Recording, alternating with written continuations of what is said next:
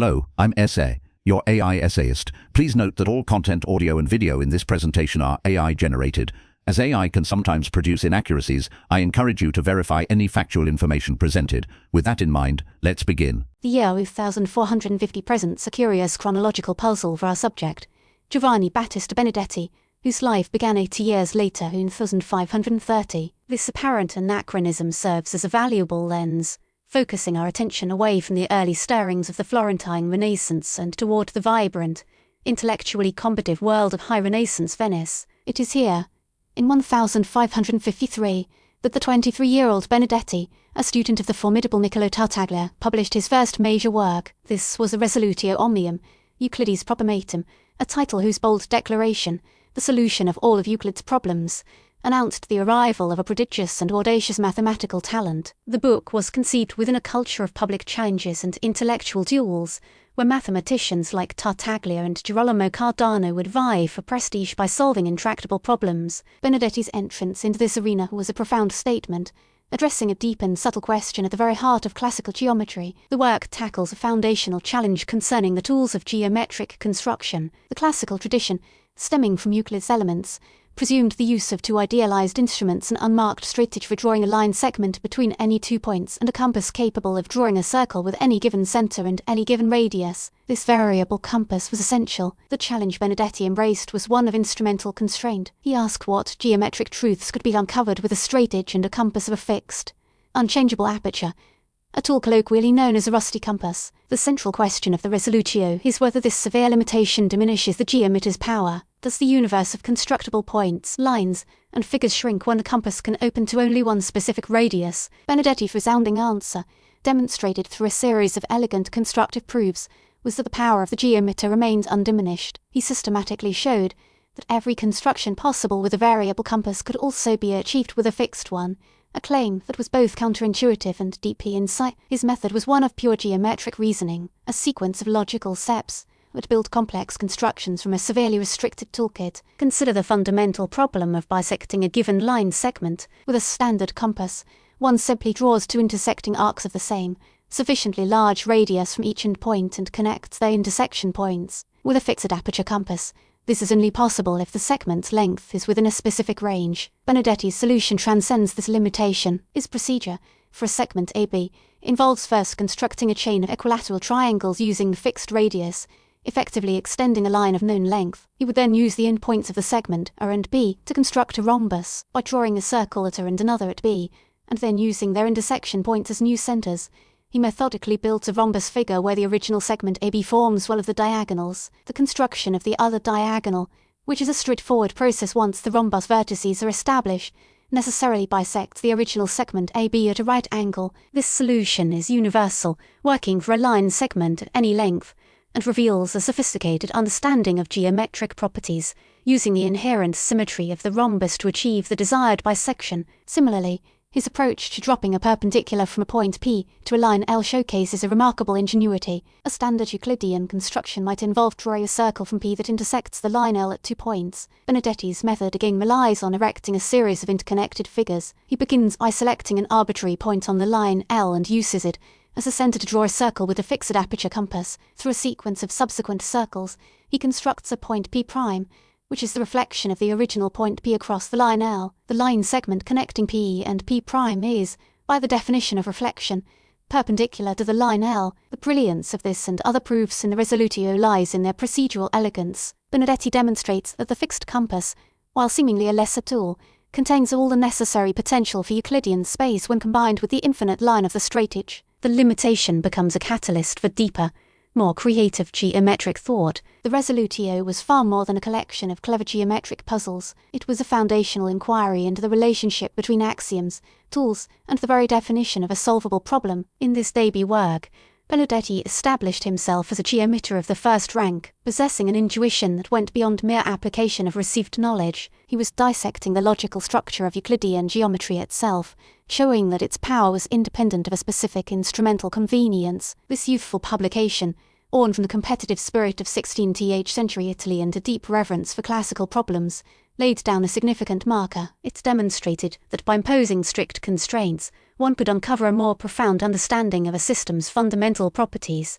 a lesson that would echo through the future development of mathematics. The immediate impact of Giovanni Battista Benedetti's Resolutio rippled through the specialized circles of European geometers, where it was regarded as a display of profound skill. Its reception was one of intellectual admiration for the sheer dexterity of its proofs. Within the competitive landscape of the Italian Renaissance, such a work served as a powerful declaration of its author's mathematical prowess. The specific constructions within its pages were more than clever solutions, they were a rigorous validation of his central claim that the full power of Euclidean geometry could be unleashed with a single, unchangeable compass setting. This assertion directly challenged the implicit assumption that the compass' ability to change its radius was essential. For geometers like his contemporary Federico Comandino, who dedicated themselves to the faithful restoration of classical texts, Benedetti's work presented a fascinating counterpoint. It demonstrated a mode of engagement with antiquity that was creative and transformative, using classical problems as a launchpad for entirely new mathematical investigations. The treatise circulated among specialists who appreciated its deep theoretical implications,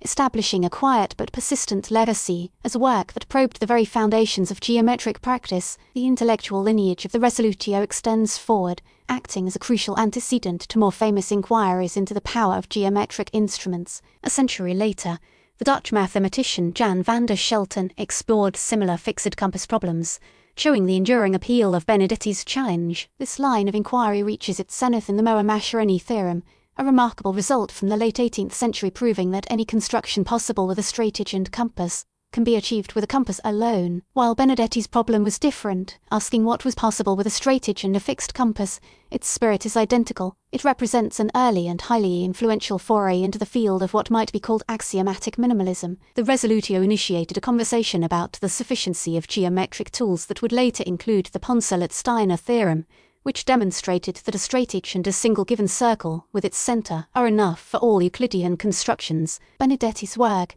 is therefore the headwater for a powerful stream of geometric thought concerned with identifying the absolute minimum requirements for building the entire Euclidean world. The elegance of Benedetti's approach becomes manifest in his specific, constructive proofs. Consider the fundamental problem of transferring a given distance, a trivial action with a standard compass but a significant challenge with a fixed opening one. Benedetti's solution is a masterpiece of geometric reasoning. To transfer a segment of length AB to a point C, you would construct a series of interlocking rhombi. By using a fixed compass opening as the side length of these figures, he could ingeniously generate parallel lines and congruent segments. The process involves creating a chain of equilateral triangles and rhombi, effectively building a geometric machine on the page that translates the desired length across the plane without ever measuring it directly. This solution, and others like it for bisecting angles or constructing perpendiculars, revealed a deeper truth about the plane. It showed that geometric properties like distance and parallelism are intrinsic to the logical structure of space itself, and their construction depends on relational logic, a process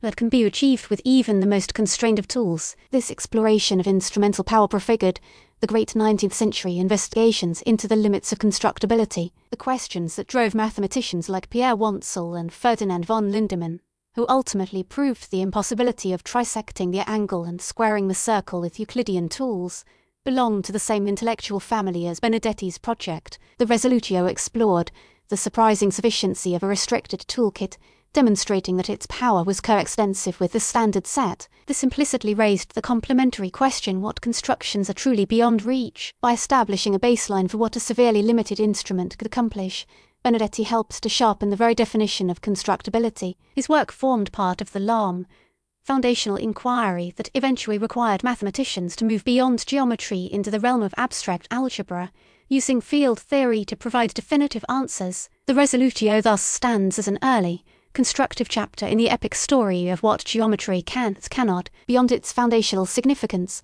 Benedetti's work possesses an enduring pedagogical legacy. The rusty compass problem remains a classic exercise in advanced geometry courses, a trial by fire for students seeking to develop true mathematical intuition. By removing the convenience of an adjustable compass, instructors force a return to first principles. Students can no longer rely on memorized procedures. Instead, they must creatively engage with the core axioms of geometry, rediscovering fundamental relationships for themselves. Solving a problem with a fixed compass requires a profound understanding of circles, symmetry, and congruence. It cultivates a form of logical rigor and creative problem-solving that is the hallmark of a mature mathematical mind. The Resolutio continues to teach that the true essence of geometry is a habit of thought, a way of seeing logical connections, a virtue independent of the particular instruments at hand. Ultimately, the Resolutio omnium Euclidis problematum transcends its status as a historical curiosity or a collection of ingenious puzzles. It is a profound meditation on the nature of mathematical discovery. In the hands of a lesser mind,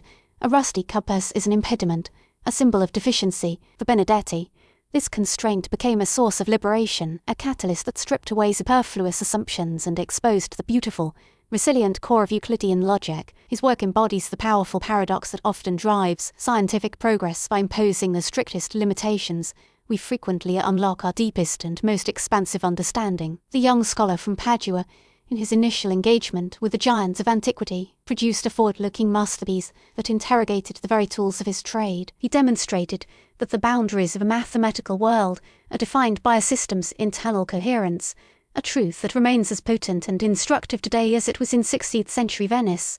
We really appreciate you tuning into this AI-powered presentation. Our goal is to push the boundaries of AI in content creation, and your input is invaluable. If there's a particular subject you'd like to see us tackle next, or if you have suggestions on how we could fine-tune our AI's creative prompts, please don't hesitate to leave your ideas in the comments section. We're excited to bring you more unique content very soon.